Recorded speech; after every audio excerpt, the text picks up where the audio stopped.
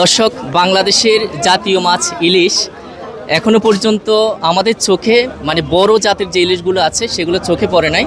খুব সম্ভবত সাগর হয়তো ধরা পড়ছে না, কিন্তু আমার সামনে যেই দোকানদার সাহেব আছেন এগুলো তো একেবারে ছোট ইলিশ, মনা ইলিশ নাকি জাতি ইলিশ। 1 কেজিতে কয়টা হবে? দুইটা 1 কেজিতে কয়টা পড়বে? তিনটা মানে 1200 গ্রামের মতো পড়বে। কত করে বিক্রি করছেন এগুলো?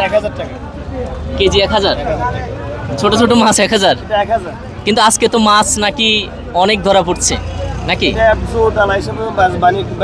এখন কি জো নাকি ডালা? এখন আচ্ছা, এখন ইলিশ মাছ একটু কম পাচ্ছে, এই জন্য দাম বেশি। ভালো আছেন কি না? ভালো আছি। আচ্ছা, আমরা তো বাজার পুরোটা ঘুরে দেখলাম, বাট ইলিশ মাছ তেমন একটা চোখে পড়ে নাই। এই ইলিশ মাছগুলো মোটামুটি বড়, এগুলা কি 1 কেজি হবে একটা? হ্যাঁ, 900 গ্রাম। 1 কেজির চাইতে একটু কম হবে। তো কেজি কত করে বিক্রি করছেন আজকে? 1200 টাকা, 1300 টাকা। আর এগুলো কত করে বিক্রি করছেন? 700।